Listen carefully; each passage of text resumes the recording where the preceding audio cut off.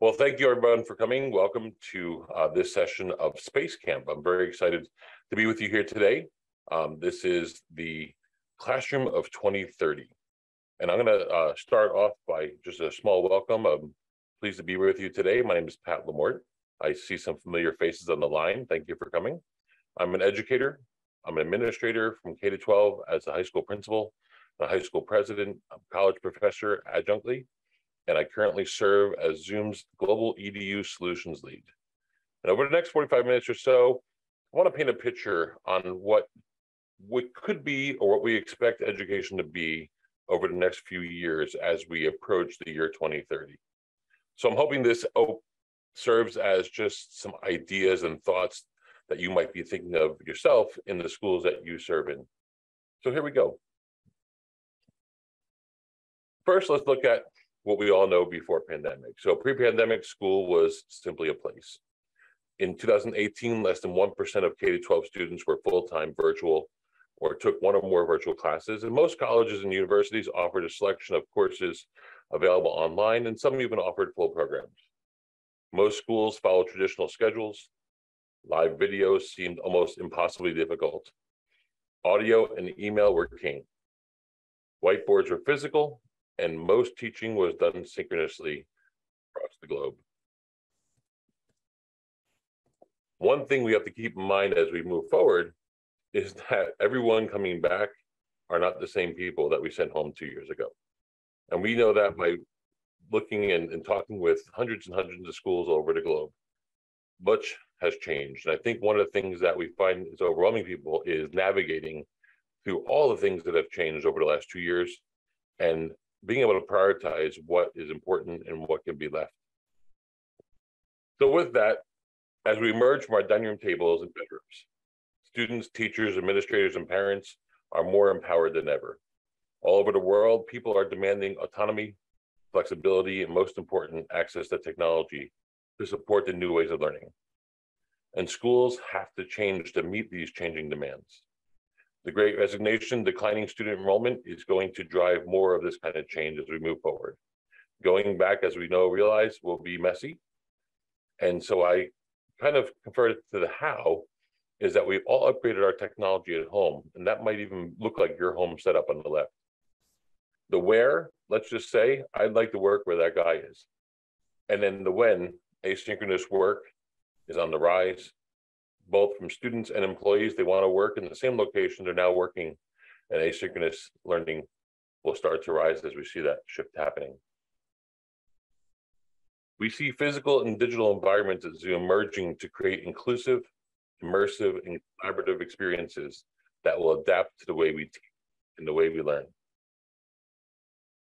First, let's talk about how we support everyone.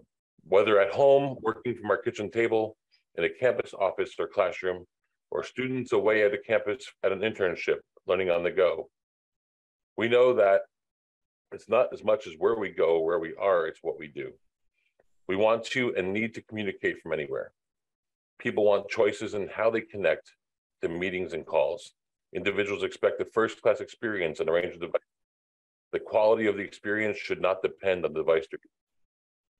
People want to communicate better. Teachers and administrators can have control of the Zoom client using their voice on devices such as RealWear headsets and Zoom Room appliances.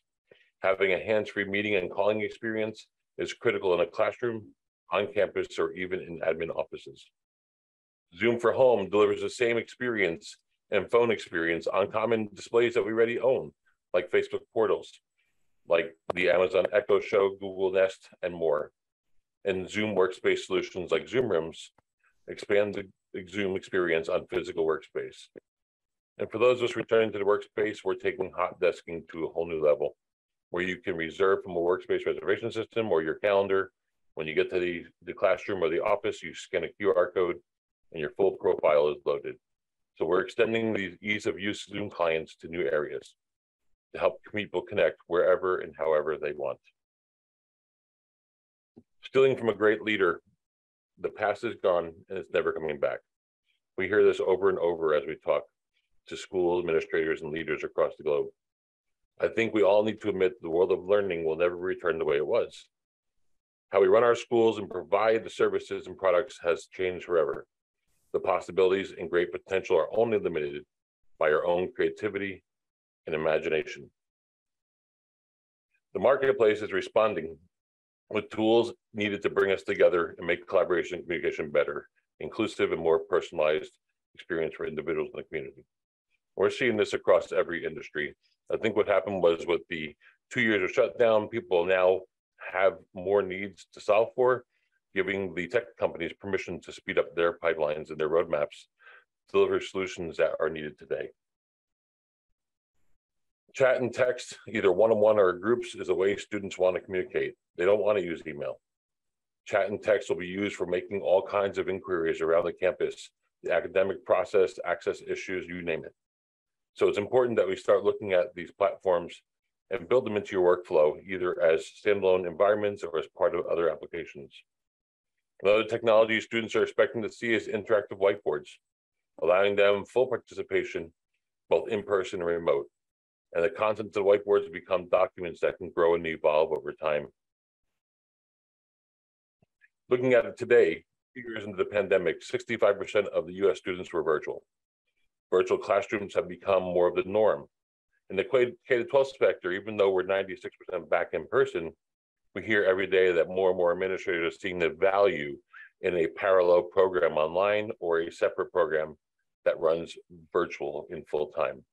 And we're hearing from colleges over and over that they now want to offer more and more courses online, even some, their whole portfolio of courses online, to kind of meet students where they are. Asynchronous learning has become part of the school day. Hybrid classrooms will become common in the future. Video is now the new voice.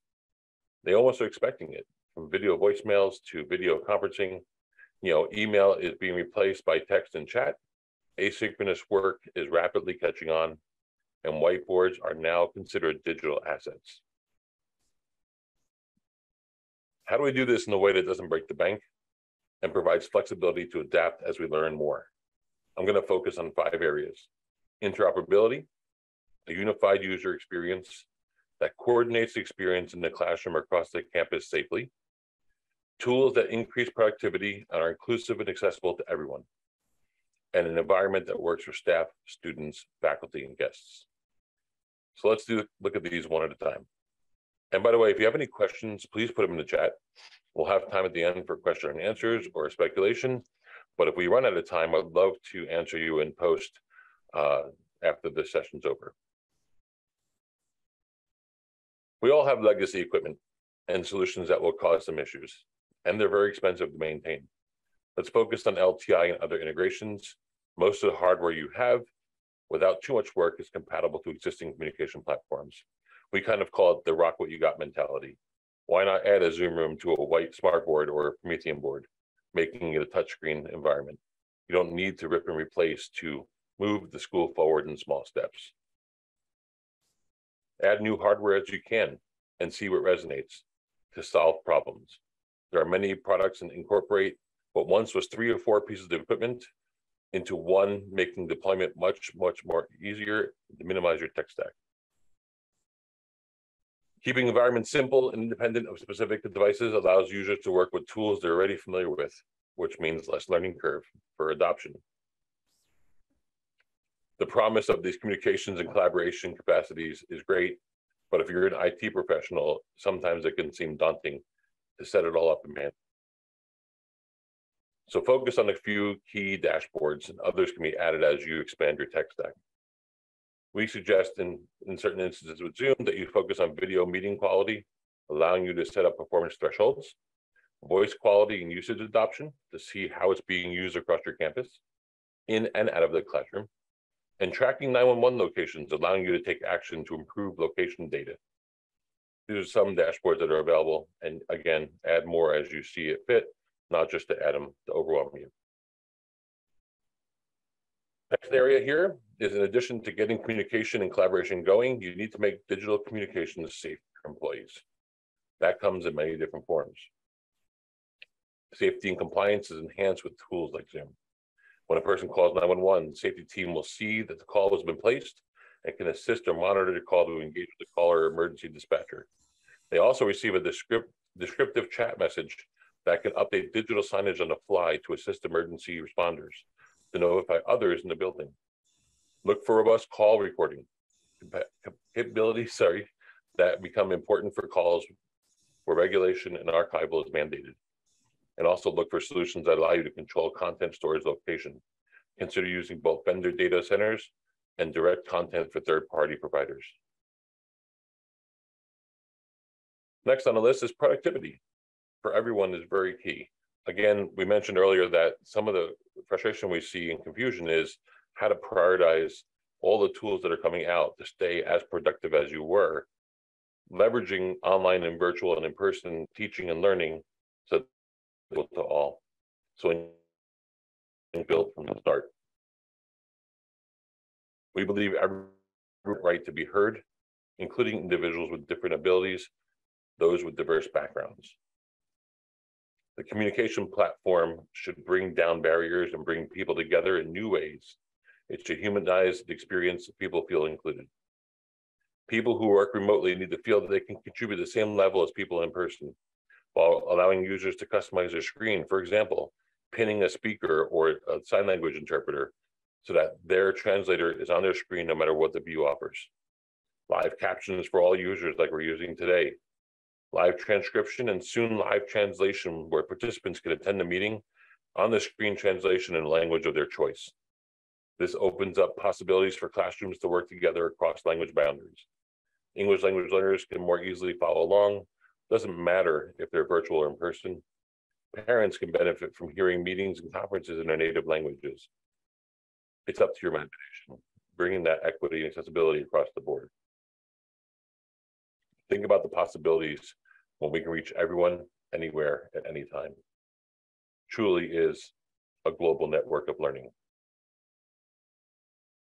Students working with students, we now can begin to customize learning experiences through unified communications, collaborating and gaining mastery of material throughout your entire network. How do we capture the in-between spaces? That's what we're looking at. Humanization of the in-between, capturing the meetings and classes, but also the unscheduled natural time, maybe in the lunchroom, in the hallways, in admin buildings, in the library. Also gamification, technology adapted learning in the relationship to content in real time. Think about uploading a literal game board and having up to 25 students be a part of that game board virtually. How can we move that into a more engaging, immersive experience? Perhaps one where your house becomes the level. And the advanced engagement metrics, we can gamify the learning experiences for badge and rewards, keeping the grading system up to date. Looking at three areas: our students, our teachers, and our digital campus and how they're shifting. First, our enhanced experiences. Digital transformation can come in many levels, depending on what schools' needs are at the point. Leveraging your platform, you can accelerate your digital transformation by powering a simple virtual kiosk. So when people walk in, they can choose their location of contact on your campus. Perhaps deploying drones and wearables. When we look at student safety, think about your blue light poles. When you activate that pole, a drone is over your head within minutes, allowing a video feed into the Zoom call for your emergency personnel to know what they're walking in on and how to help the person who pushed that button. And applications in your client experience, transforming your own applications. Anything is possible based on your imagination with the technology at hand today. Give people choice and flexibility about where and when they work, while making them feel included and connected. Faculty and staff want similar flexibility to work, participate remotely while still being accessible to their students and their peers. Your school can make the transformation to digital by taking a few steps now and adding on as it sees fits. As long as the transformation is owned from the top down, everyone has to model new exemplars on what is possible for it to truly become part of the school culture. Instant translations on deep personalization of accessibility, breaking visual, auditory, and linguistic boundaries with real-time translation. Adaptive modalities are important to seamless motion from lecture to visual to collaborative. A fluid student roles, and student to student and student to instructor connecting to one another across academic boundaries. Think about access and equity here. We can accelerate experiences, students at internships attending their classes from the workspace as they gain experience. High definition audio, allowing for music classes and performances. We are always looking to improve our experiences for the arts. Now with original sound and audio mode, you can bring in pure audio to Zoom without interrupting its flow or its echo or chamber, and exert out true audio for a performance, play, or even a poetry night. Concrete accessibility, working physically with your hands seamlessly integrated with augmented reality. You know, we can take things like Oculuses and other VRware and fully immerse the learning experience while working on physical environments like fixing engines or building houses. We're doing this today with Zoom. So really expanding the reach of accessibility in the virtual and physical world as one learning environment. Next, looking forward.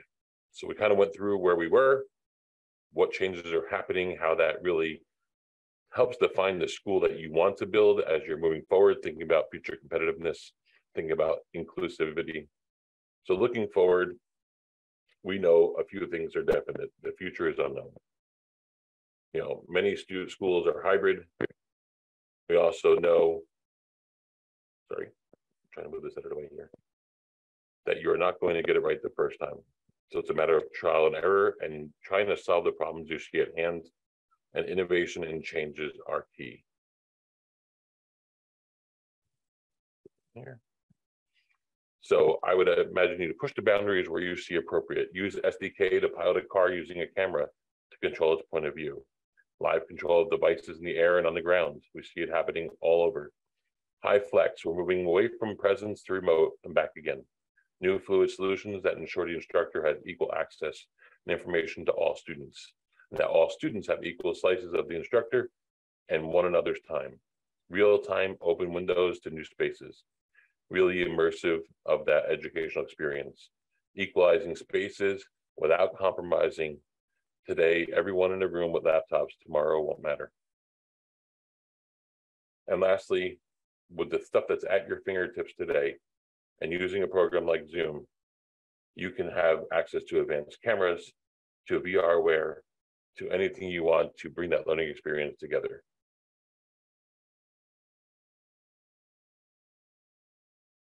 So we must continue to support and accelerate this change for the benefit of our learners. And at the beginning of the pandemic, we tried to mimic the classroom experience in the virtual world. This idea of remote classrooms was a bandage rather than a solution.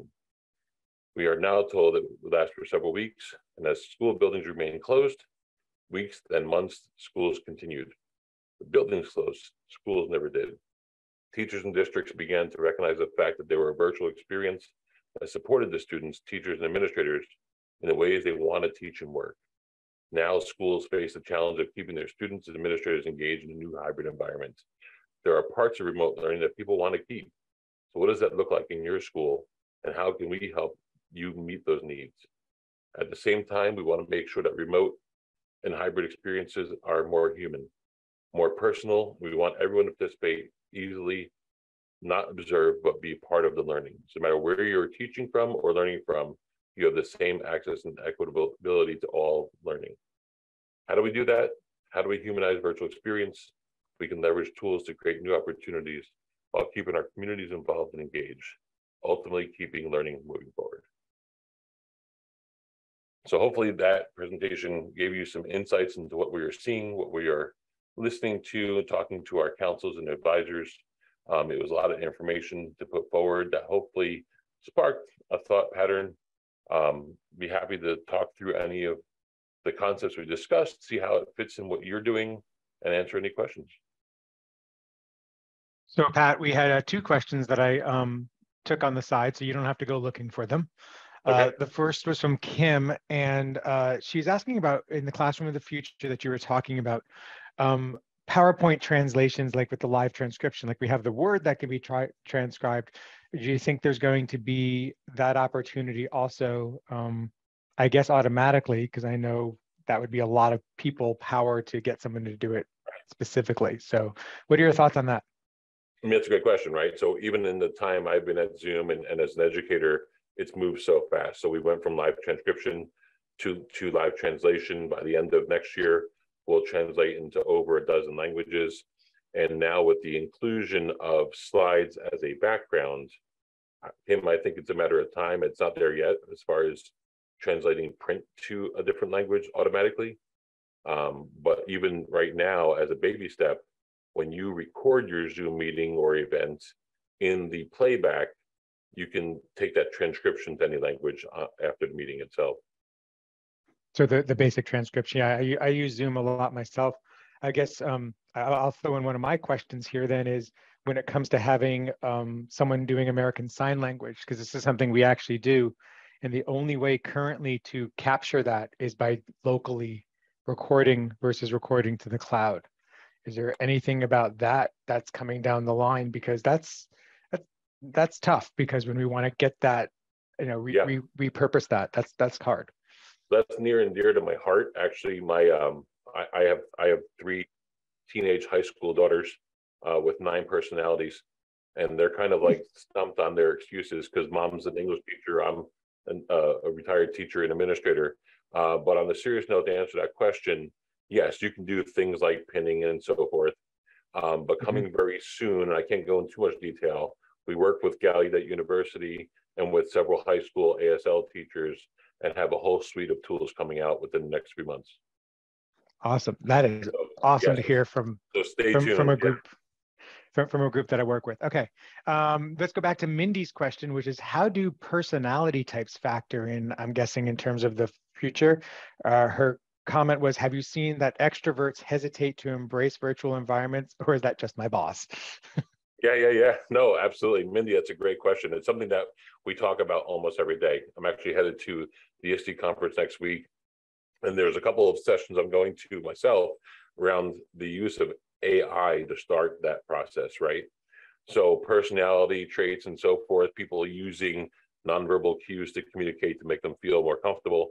Right now with Zoom, you can turn on a switch where even your physical body movement can trigger a nonverbal response. So I think as far as non-extroverts wanting to be on camera, it really goes back to classroom management and expectations. It's just if you make them feel comfortable with it, and things like blurred backgrounds or virtual backgrounds and features like our focus mode, where when you turn it on, the students can no longer see each other, will help that. As long as you create that environment for them to feel safe in. So if you don't know about focus mode, I'll send links afterwards. Focus mode was developed for 2 reasons. One is for assessments, and the second is for the equity of backgrounds and people not wanting to invite other students into their home. So when you turn on focus mode up in the view menu, the teacher can see everybody, but the students cannot see each other. They'll see boxes that say student, which gives them that privacy they're looking for. That is very interesting. There is definitely some interest, including myself, on that, because I'm looking up now, and I guess perhaps on this Zoom, because we're using Zoom events, that is not available, or maybe it wasn't turned on. Is that possible? It's not available at this point in the events because ASA is using their webinar license to power Zoom events. Gotcha. All right. Okay. We'll have focus mode. Yep. So Zoom, so that would be a Zoom focuses for Zoom meetings, not for webinar, because webinar already just focuses on the panelists. Correct. Yeah. All right. Excellent. All right, let's go to Noah's first question, and we'll come back to him a little bit later. How will Zoom of the future support asynchronous video interactions, more like a Google Doc or a Discord server? Absolutely. So that's a great question, Noah, and we have more coming on that. But right now, with that asynchronous kind of play, if you integrate Zoom into a calendar system like Google or Outlook, there is now a new feature where you can automatically turn on a Google Doc as you start that meeting. That now can be shared with your permission to the attendees to collaborate on. Also, using Zoom's chat functionality, what you see here is in-meeting chat. What you don't see here is if you have Zoom at any level, from Pro up, you have a persistent chat as well, equal to programs like Slack and so forth. You can also tie those into the meeting experience, giving you further interaction with your class with groups even beyond the meeting. So take, for instance, as an idea, the whiteboard feature that got released. Those whiteboards are infinite living documents with infinite canvases. If I create a chat group for my Chemistry 101 class at the college, and I invite 15 students into that group, not only will the meeting recording live there, but on the side panel under more options, I will have access to every file, every chat, and every whiteboard that class collaborates on from that one menu. Awesome. With that Thank said, you. Sorry, one more thing on that is with that said, in our app marketplace, we have over 1,000 app integrations with other programs you might already use that will make that a more robust experience. Great. Thank you, Pat. Let's go to Emily's question, which was explaining a little bit more about the gamification options for Zoom. I mean, that's the game-based learning is such a big thing. It's something that I toy with myself. So it'd be very interesting to see what does Zoom do for that? Absolutely. Great question. And again, we're at the infancy of that question, right? So right now, if you have a Zoom license, we have a new icon on the bottom called apps. In the App Store, there are many apps already for things like Kahoot and other gaming type, like interactive quizzing programs that you can load in as an administrator to your school's licensing. That mixed with the AI intelligence being built in literally every feature, and also with the new advancements coming in VR and XR, it'll only get better and better for video conferencing and gamification as we see. For instance, now in your menu of the video camera, where you can turn on the background that you see here, we now have a new item called avatars. So you can create your own gaming avatar for personality and trait, and it'll mimic and mirror an avatar you would expect on a gaming platform right on your Zoom call. So I can be a cat, I can be a dog, I can be anything I want. So that's just one step towards that. And I think a lot of the robustness you're going to find now is with our integrations. Our goal is to not have you need to leave Zoom to operate with our app marketplace. Excellent, excellent. All right, we have another asynchronous challenge from George. Again, dealing with the thoughts of online classes in terms of asynchronous, right? Real-time responses for student questions, of course, is always the best if we can, but that's not always practical, right, with our asynchronous teaching, I mean, teaching online. So what other types of technologies or changes do you see that might address this better in the future? Yeah, love it, love it. So at my college now, I'm in Florida, we use D2L as a learning management system. My wife's school uses Schoology, and other schools use Canvas.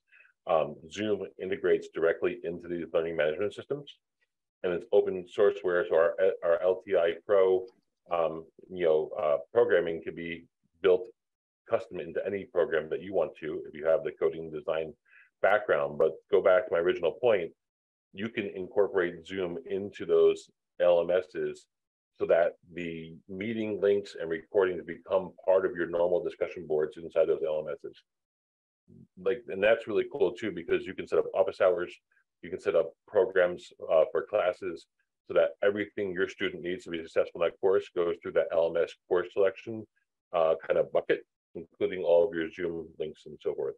So that conversation can live on in the LMS 24 hours a day, and the students have access to the meeting links and also the recordings for studying and for group discussions. Excellent. So we're going to go back to Noah really quickly. It's a really good question because, especially with the pandemic and people, teaching from and learning also from anywhere, right? So what happens if you're in a developing country, right? I mean, we are privileged here in the United States to a degree that we have access, right? But there's still lots of, universal broadband come to the 11 o'clock hour. We'll talk about that. But we don't have all the connectivity we need. So what about developing companies and countries, and what is Zoom doing? I'm going to add this to overcome some of those barriers. Yeah, so there's a couple of points I want to make there, and it's a great question. It's something that we help, try to solve, is that digital divide that everybody is looking at. And I think is a combination right now, like the Band-Aid is a combination of synchronous and asynchronous. Zoom actually works down to a 3G network. So for those lesser connected areas, if you notice when you're on a Zoom call, sometimes the person across from you's video will freeze. It's actually Zoom freezing it to protect the audio quality, because without audio, there's no conversation. And then once they get into a better signal, it'll unfreeze. But we are working daily to work on more and more mesh networks to expand that coverage across the globe. So I think it's a problem not unique to Zoom, but unique to the world we live in, and that we are working to be the most lean, connected platform. But in the meantime, I would leverage the use of asynchronous learning to help them still be involved. I mean, you can, even as a professor or instructor or a teacher, you can use Zoom by yourself. You can turn on Zoom and record your lesson and have that transcription ready to go as well. But yeah, no, I mean, that's a question, Brent, and I think Noah, you mentioned it. That is top of mind in conversation in every development team inside of the company. All right, we're gonna go live to John. I know he's a friend of yours. John, hello, good morning. Good morning. Thank you, Pat, for a great presentation. A quick question. How are museums and parks, national and state parks, using Zoom and its features to enhance and support educators? Yeah, I mean, first and foremost, thank you for that question. I'm actually, one of the study programs I'm on now is the expansion of museum schooling happening. And I think one of the best ways and the most prevalent ways is expanding their reach of access to people that can't necessarily get to the museum, get to the park. They're now allowing and reaching more and more students in their programming by simply having a mobile device hooked to Zoom on a network. And I think we see that prevalent in California and other places where we're now seeing companies pop up that use Zoom rooms that bring digital field trips and experiences to schools across the country. And I would actually go one step further and say that the overarching importance there is giving instructors across the board accessibility and permission to bring the world to their classroom and not be afraid of that, which then enhance the idea of really showcasing the importance of student voice.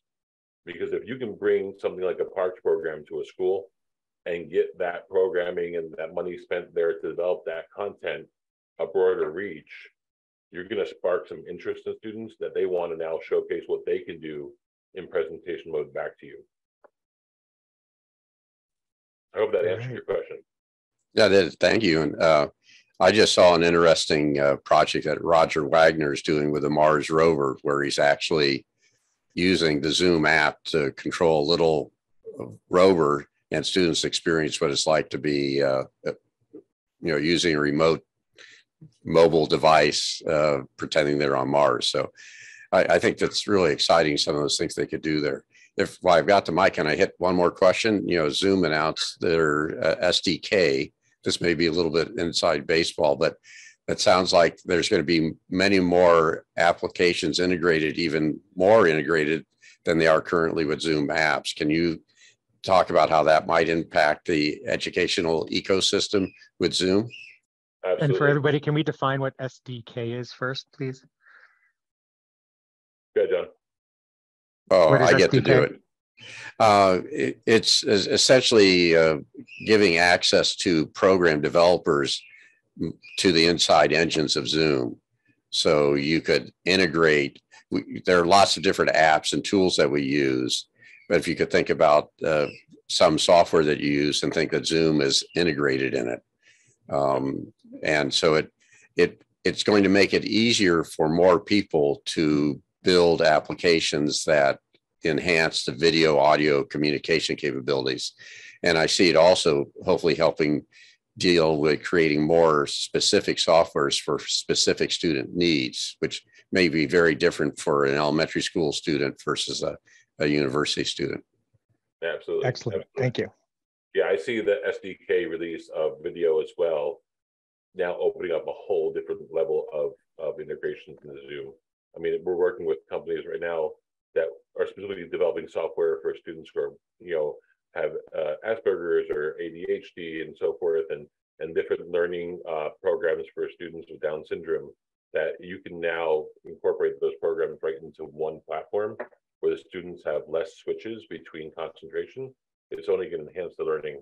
I mean, I know myself as a lifelong learner, I don't learn linearly anymore. I don't read a book to learn. You know, I'll read a book or talk to someone on this call and get an idea, watch 3 YouTube videos, read some articles. You know, that's how I learn. And that's how I think the importance here is to whatever level you're teaching at or learning at, is to keep the idea of curiosity and creativity alive. Because if that dies, which it does around middle school for some reason, it's kind of hard to keep that engagement going. All right, excellent. Thank you. A follow-up question from Emily regarding, I guess, a little bit of the gamification and the apps. In your experience, what are the most, and for everyone else on the call as well, if I put in the chat, what are the most popular apps for higher ed right now? Zoom or not Zoom? And look at that, we just preserved the sound quality by Pat being frozen.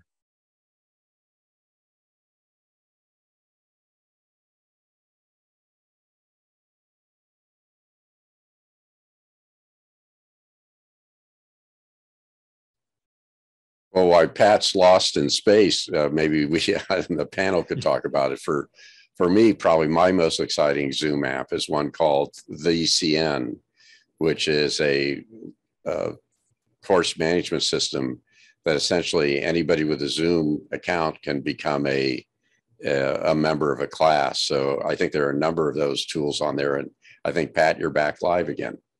I'm back live again. Wonderful Florida thunderstorms. Can you hear me now? Thumbs up. We can hear you now. Excellent. So I don't know if you started answering that question, but I think a lot of them that we're experiencing now are Miro, are Kahoot, even popular integrations to Google Documents and Microsoft programs and Dropbox, Box, Nearpod. They're all out there. If you go into the App Store, you can search by like industry type, by productivity, education. Of course, as I mentioned earlier, all the apps are there for the LMSs. And I'll tell you this much, we have so many more in the pipeline coming out from your popular research houses so that we can bring all the databases into Zoom as you're researching. But they're still in process. So they're coming out, like the pipeline is huge. Excellent, excellent. All right, any other questions, folks? It's 9:37. We have a few more minutes here. Comments, if you want to make a comment, we can bring you live to speak. It doesn't just have to be John doing that, or me, or Pat. Or if you want to share an experience on what you're doing in your schools that you see working, love to share that as well. This is meant to kind of give you things to think about and open up, because, by the way, whatever path you choose forward is going to look different for your individual school. It's not going to be the same as the person next to you. I haven't gotten into the premium Zoom. I'm just on the free account. Do you recommend absolutely upgrading to a pro account? So let me ask you this: is it just you using it, or your whole? No, I'm a professor using Zoom for education, but the school somehow does not pay for our account. So I've just been hesitating. But if you tell me, I will dip in and give it a go. So some of the things that you will gain from going to the pro level account are cloud recordings rather than local, which gives you access to all of the post-meeting transcripts, right? So when you play back a lecture that you give, if I play back a lecture you give that I missed your class, not only do I get the content, I get the relevant text and dialogue from the class. So if I'm reviewing your class for an exam or just studying and I type in a concept that we covered, it will highlight all the times we mentioned it during the lecture. And when I click on one of those times, it'll bring the video to that point as well. So I have context and content at the same time. And those links can be brought back in without taking up space on your physical hard drive. You also have access to all the advanced polling and other features that will create more engaging interactive moments with your students, beyond what you have available to you with the free version. And you will get some recording space available with your paid license. If the school turns it into a pro license for you, you now gain access to their entire allotment of cloud recording. Okay, all right, thanks, good presentation. Thank Thank you. But I think there is one more advantage of is that in some of the institutions, attendance is an issue. And in that case, the Zoom, whoever the participant, means the students, they are logged in, it automatically captures their name and saves it in a spreadsheet. So that can be downloaded. You don't need to take attendance separately with that. That's also one of the, I have found it a good facility for that. Yeah, great point. Thank you for sharing that. But one of the disadvantages, I was just going to say, one of the disadvantages is it's only 40 minutes. Right, on the free account, she only has 40 minutes in order to interact and stuff. And I'm not saying, you know, I'm not being a proponent for anything, but it's just something to really keep in mind about what you're doing. Absolutely. And I guess I'll say, I don't know what her university or college is. I'm a little surprised that they don't provide that. One of the other features too, I'll share real quick, is that if I'll share my screen directly without is on a call like this, you can easily change the order of the tiles, if you will. And once I do that, once I move like Brent up here, this is locked until, so now I can literally say, let's introduce ourselves. We'll start with Dr. Sharma and go left to right. And I know that everybody has the same order. All right, then up here in my view menu, I can demand it to follow the host's order until I release it. Now, if you set a reoccurring meeting of, let's say you teach Monday, Wednesday, and Friday, this order will stay across all those meetings as long as the meeting ID doesn't stay the same. And the other thing I can't show you here because it's a Zoom event, but I would also encourage you to try immersive view. Immersive view takes away the boxes and puts you into a setting, whether it be a traditional lecture hall setting or a more fun setting. What it does is it helps with alleviate the problems that we see with Zoom fatigue, because you're on Zoom calls all day. And we found from researching with our committees and our councils that a lot of that Zoom fatigue comes from you concentrating on the box that you are in. And as an example, we did this once where we put people into like a more of an environment that's playful, and they immediately started doing this, even though they were virtual. They were looking up around each other, and it created that sense of inclusion. Like think of in the K-12 setting, or even the higher ed setting, where you do a one-on-one with a student. If you're in an immersive background where you're both sitting in a chair in your office, it's much more comfortable than sitting with two squares on the screen. We're seeing that in the K-12 space, especially with parent-teacher conferences, IEP meetings. They're actually using an image from their campus that doesn't have people stuck in a confines of a box. And they feel like it's a more comfortable experience talking in that immersive background.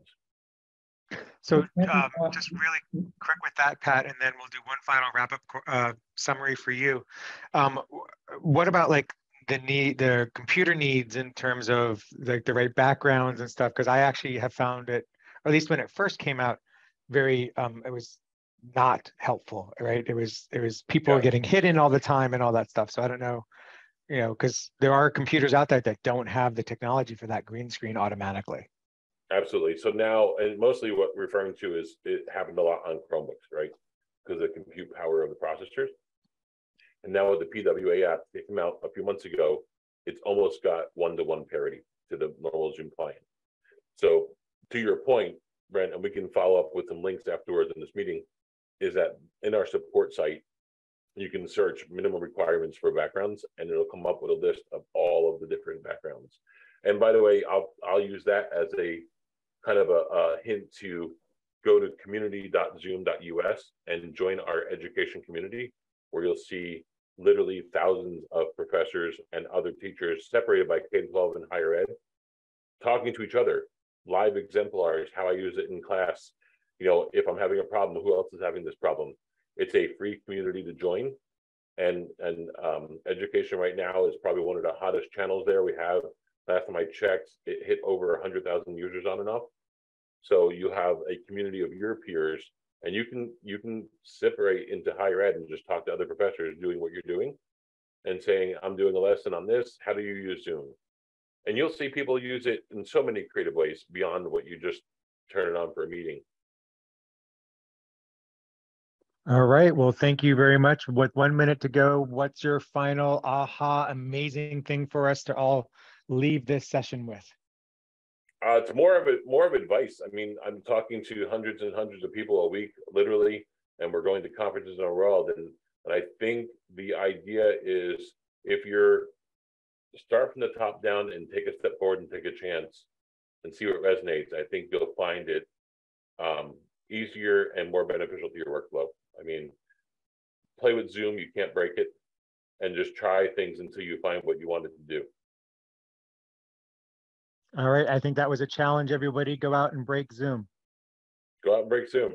We have a great team that can help you put it back together. You can't really mess it up. So, go forth and just try it and reach out anytime. Excellent. Thank you very much, Pat, and everyone who participated with their questions. Take about 15 minutes. Make sure to come back for the 10 o'clock hour. Hang out in the lobby. Go talk to people. Have a great rest of your day, everyone, and take care. Thank you.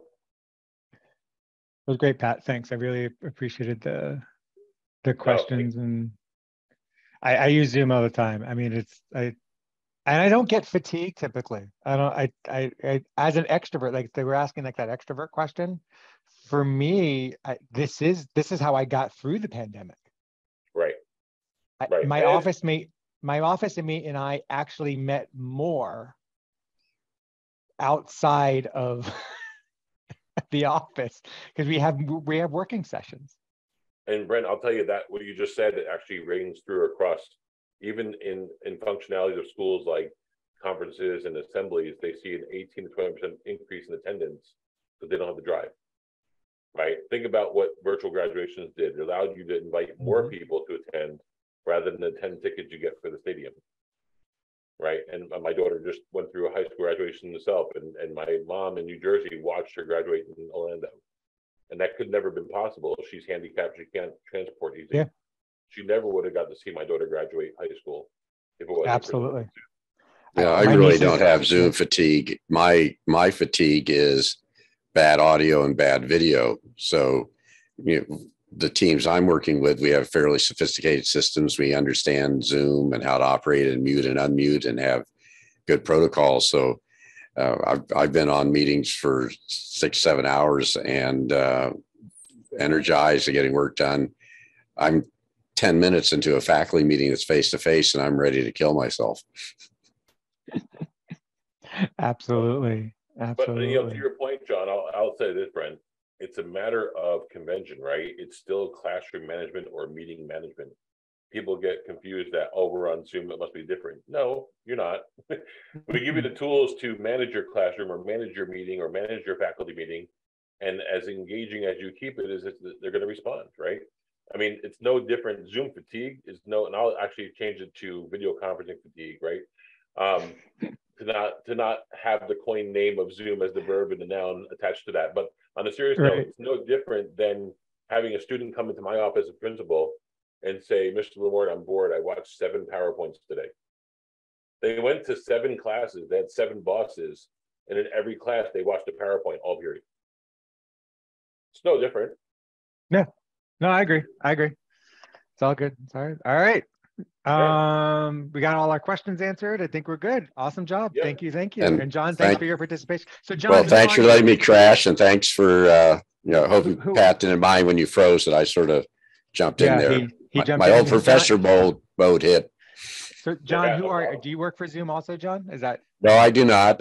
Full disclosure, I'm a retired professor, but have been at California State University's teacher ed program was part of the beta release of Zoom in 2012.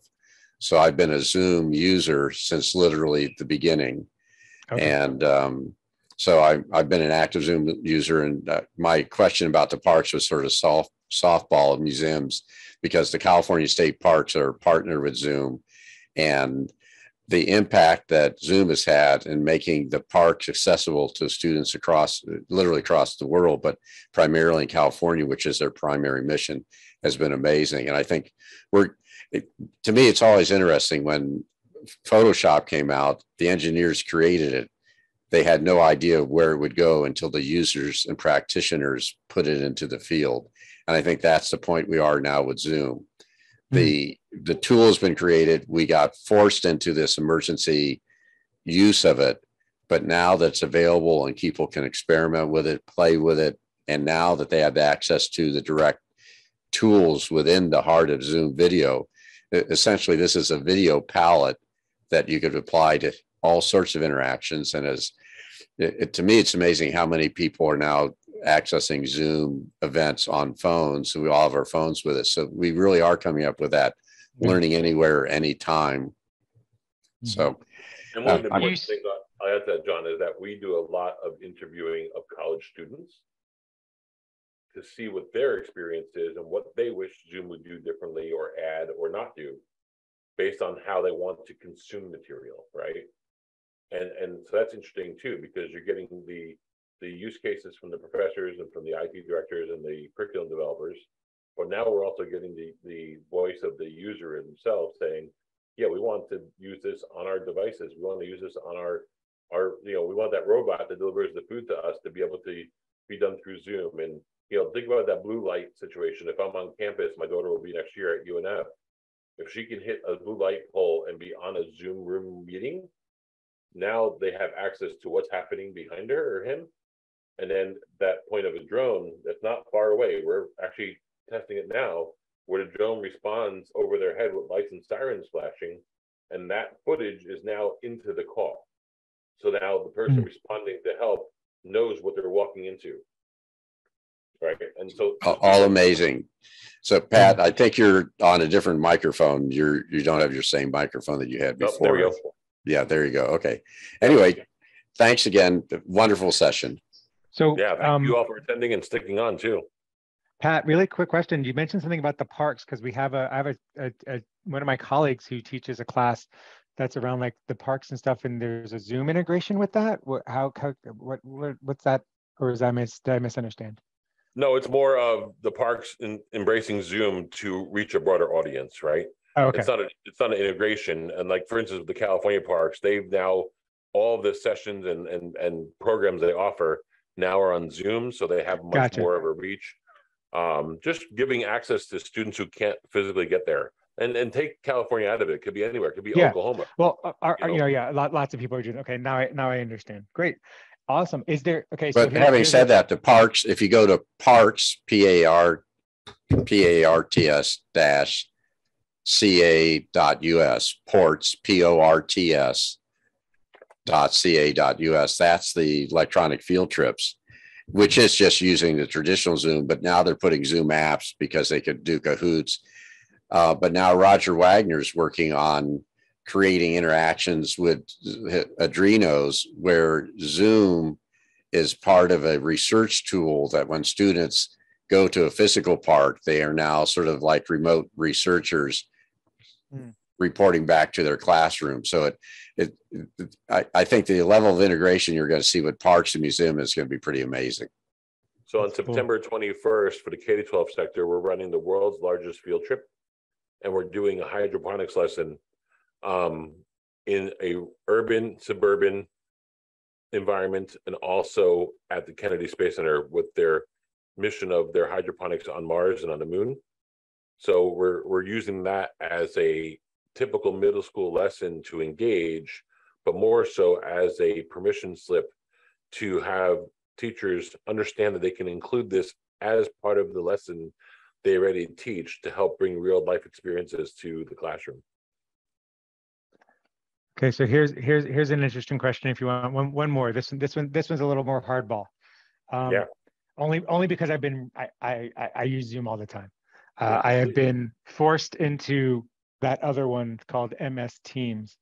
That up until this time has never worked for me properly, but they have the MS Teams classroom. So I know that you're integrating into like the other LMSs, but because that's out there, is Zoom looking into being able to do something like that as well? So the answer is yes, and right. We are, but in the meantime, you can actually integrate Zoom right into Teams. That's funny. Sorry. Right now in the App Store, you can download the Teams integration and Zoom will take over the video capabilities of Teams, allowing you to use all the peripheral pieces that you want of Teams. And that's how we see a lot in K-12 districts where they don't want to pay for Zoom for everybody. Certain levels use Teams, certain levels use Zoom. When they find out that they can put Zoom into Teams, it changes the ballgame. That's funny. All right. Well, thank you very much. I've got to get ready for the next stuff. But thank you very much, Pat. Appreciate it. Yeah. John, thank you as well. And everyone else who's still on. Yeah, Tula over absolutely. there in Appreciate South that. Africa. Just going to we have to give a shout out to South Africa because my friend Tula is out there. So absolutely. Fantastic conversation.